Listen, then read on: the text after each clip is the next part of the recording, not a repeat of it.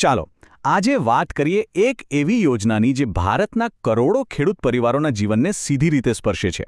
એ યોજના છે પ્રધાનમંત્રી કિસાન સન્માન નિધિ, જેને આપણે બધા પીએમ કિસાન તરીકે ઓળખીએ છીએ. ચાલો આ યોજનાને ઊંડાણપૂર્વક સમજીએ. 6,000 રૂપિયા.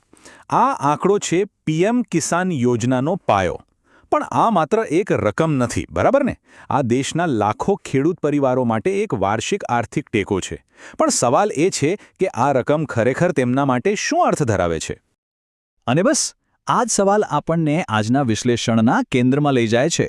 આખરે સરકાર આટલી મોટી યોજના શા માટે ચલાવી રહી છે? એનાથી કોને ફાયદો થાય છે? અને સૌથી જરૂરી, આખી સિસ્ટમ કામ કેવી રીતે કરે છે?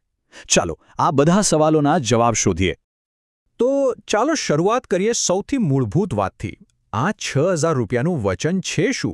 અને આ પૈસા ખેડૂતોના હાથમાં પહોંચે છે કેવી રીતે?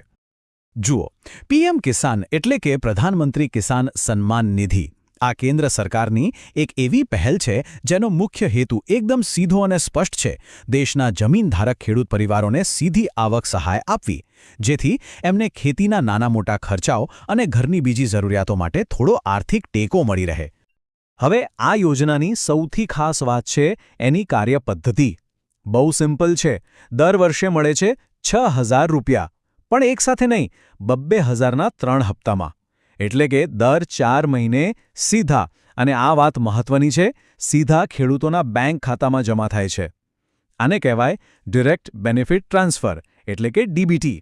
આનો સૌથી મોટો ફાયદો એ છે કે વચ્ચે કોઈ વચેટિયા નહીં, કોઈ ગડબડ નહીં. પૈસા સીધા લાભાર્થીને જ મળે.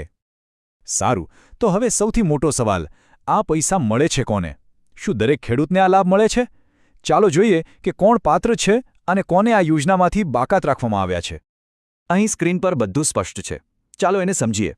ડાબી બાજુ છે એ લોકો જેમને આ યોજનાનો લાભ મળી શકે, એટલે કે દેશના તમામ જમીનદાર ખેડૂત પરિવારો. હા, જેમની પાસે ખેતીલાયક જમીન છે, પછી ભલે એ જમીન ગામમાં હોય કે શહેરમાં. એક રસપ્રદ વાત એ છે કે શરૂઆતમાં આ યોજના ફક્ત નાના અને સીમાંત ખેડૂતો માટે હતી, પણ પછી એનો વ્યાપ વધારીને બધા જ જમીનદારક ખેડૂતોને આવરી લેવાયા. હવે જમણી બાજુ જુઓ. આ એ લોકો છે જેમને આ યોજનાનો લાભ નથી મળતો, જેમ કે સંસ્થાકીય જમીનદારો, મોટા સરકારી અધિકારીઓ, મંત્રીઓ, સાંસદો, અને હા, જે લોકો ઇન્કમ ટેક્સ ભરે છે એ પણ આમાંથી બાકાત છે. ઠીક છે, યોજના તો સારી લાગે છે, પણ શું બધું આટલું સરળ છે? વાસ્તવમાં ઘણા ખેડૂતોને સમયસર પૈસા નથી મળતા, અથવા તો એમના હપ્તા અટકી જાય છે. આવું કેમ થાય છે? ચાલો એ કારણો પર નજર કરીએ જેના લીધે ચૂકવણીમાં સમસ્યા આવે છે. આ જુઓ, આ તો એ નાનો આંકડો નથી. તાજેતરમાં સરકારે 1.38 કરોડ ખેડૂતોને અયોગ્ય જાહેર કર્યા. તેમના નામ કરદાતાઓની યાદીમાં હતા. મતલબ કે લગભગ 1.25 કરોડ ખેડૂતોને લિસ્ટમાંથી બહાર કરવામાં આવ્યા. કેમ? કારણ કે તેઓ ઇન્કમ ટેક્સ ભરતા હતા, જે યોજનાના નિયમોની વિરુદ્ધ છે. આના પરથી એક વાત સ્પષ્ટ થાય છે કે ડેટા વેરિફિકેશન કેટલું કડક છે. તો મોટાભાગે સમસ્યા ક્યાં આવે છે? અહીં અમુક સામાન્ય કારણો છે, જેમ કે ઈ-કેવાયસી ન કરાવ્યું હોય, આધાર કાર્ડ બેંક ખાતા સાથે લિંક ન હોય, અથવા તો ક્યારેક બેંક એકાઉન્ટ નંબર કે આઈએફએસસી કોડમાં નાની ભૂલ થઈ ગઈ હોય. ક્યારેક એવું પણ બને કે બેંક ખાતું બંધ થઈ ગયું હોય અથવા દસ્તાવેજોમાં નામ અલગ અલગ હોય. આ બધી નાની લાગતી ટેકનિકલ ભૂલો હફતો અટકાવી શકે છે. પણ ગભરાવાની જરૂર નથી. આ બધી સમસ્યાઓના ઉકેલો પણ છે. તો હવે પછીના વિભાગમાં આપણે એકદમ સ્પષ્ટ ચેકલિસ્ટ જોઈશું, જેની મદદથી કોઈપણ લાભાર્થી પોતાની વિગતો તપાસી શકે છે અને ભૂલો સુધારી શકે છે. અને આ બધા માટે સૌથી મહત્વનું સાધન છે પીએમ કિસાનની સત્તાવાર વેબસાઇટ. ત્યાં ફાર્મર્સ કોર્નર નામનો એક ખાસ વિભાગ છે, અને ખેડૂતો માટે એક વન સ્ટોપ સોલ્યુશન કહી શકાય. અહીંથી જ બધું મેનેજ થઈ શકે છે. તો કોઈને પોતાનું સ્ટેટસ ચેક કરવું હોય તો શું કરવાનું? બહુ જ સરળ છે. સ્ટેપ બાય સ્ટેપ જોઈએ. પહેલાં તો પીએમ કિસાનની વેબસાઇટ પર જવાનું. ત્યાં ફાર્મર્સ કોર્નરમાં નો યોર સ્ટેટસ પર ક્લિક કરવાનું. પછી રજિસ્ટ્રેશન નંબર નાખવાનો. જો નંબર યાદ ન હોય તો આધાર કે મોબાઈલ નંબરથી શોધી પણ શકાય છે. બસ પછી ઓટીપી વેરિફિકેશન પૂરું કરો એટલે બધી વિગતો સામે આવી જશે. ઈ-કેવાયસી થયું છે કે નહીં, પૈસા ક્યારે આવ્યા, બધું જ. હવે ખૂબ જ જરૂરી વાત, ઈ-કેવાયસી આ હવે ફરજિયાત છે.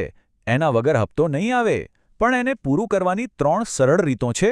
પહેલી, ઓનલાઈન ઓટીપીથી, જો મોબાઈલ નંબર આધાર સાથે લિંક હોય તો ઘરે બેઠા જ થઈ જાય. બીજી, નજીકના કોમન સર્વિસ સેન્ટર એટલે કે CSC પર જઈને બાયોમેટ્રિક ઓથેન્ટિકેશન કરાવી શકાય. અને ત્રીજી, PM કિસાન મોબાઈલ એપથી ફેસ ઓથેન્ટિકેશન દ્વારા. કેટલું સરળ છે! અને હવે એક છેલ્લું પણ સૌથી નિર્ણાયક પગલું. ઘણા લોકો અહીં જ ભૂલ કરી બેસે છે. એ છે બેંક ખાતાનું NPCI સાથે લિંકિંગ. NPCI એટલે national payments corporation of India. આ લિંકિંગ વગર ડાયરેક્ટ બેનિફિટ ટ્રાન્સફર શક્ય નથી. ભલે બાકી બધું જ પરફેક્ટ હોય, પણ જો આ લિંકિંગ ન હોય તો પૈસા ખાતામાં આવશે જ નહીં. તો આ ચોક્કસપણે ચેક કરી લેવું. સારું, તો આપણે યોજનાની બધી ટેકનિકલ વાતો તો સમજી લીધી, પણ ચાલો હવે થોડું ઝૂમ આઉટ કરીએ અને આ યોજનાને એક મોટા ચિત્રમાં જોઈએ. PM કિસાન જેવી યોજનાઓનું કૃષિ સહાયના ક્ષેત્રમાં સ્થાન શું છે અને એની અસર કેટલી મોટી છે? આપણે PM કિસાનને સમજવા માટે એની સરખામણી બીજી કેટલીક રાજ્ય સ્તરની યોજનાઓ સાથે કરી શકીએ, જેમ કે તેલંગાણાની રાયથુ બંધુ યોજના. એમાં સહાય જમીનના એકર દીઠ મળે છે, જ્યારે PM કિસાનમાં પરિવાર દીઠ મળે છે. એ જ રીતે ઓડિશાની કાલિયા યોજનાની ખાસ વાત એ છે કે એમાં ભાડૂત ખેડૂતોને પણ આવરી લેવાયા છે, જે PM કિસાનમાં નથી. આનાથી ખ્યાલ આવે છે કે ખેડૂતોને મદદ કરવાના અલગ અલગ મોડેલ હોઈ શકે છે. તો આ બધા મોડેલોની વચ્ચે PM કિસાનનો વ્યાપ કેટલો છે, એની અસર કેટલી છે, એ સમજવા માટે ફક્ત આ એક આંકડો જુઓ. 9,59,25,578.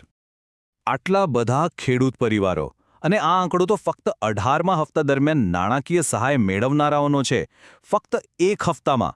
આના પરથી જ PM કિસાન યોજનાના વિશાળ વ્યાપ અને એની પહોંચનો અંદાજ લગાવી શકાય છે.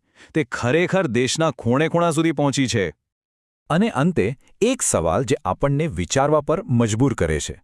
PM કિસાન વિશ્વની સૌથી મોટી ડાયરેક્ટ બેનિફિટ ટ્રાન્સફર યોજનાઓમાંની એક છે. તો વિચારો, જ્યારે સરકાર ટેકનોલોજીનો ઉપયોગ કરીને કરોડો લોકોના ખાતામાં સીધા પૈસા મોકલી શકે છે, ત્યારે આ ડિજિટલ કલ્યાણ અને સામાજિક સુરક્ષાના ભવિષ્યને કેવી રીતે આકાર આપી શકે? PM કિસાન જેવી યોજનાઓ માત્ર ખેડૂતોને આર્થિક મદદ નથી કરી રહી, પણ એ ડિજિટલ ગવર્નન્સના એક નવા યુગનો પાયો પણ નાખી રહી છે. આના પર વિચારવું રહ્યું.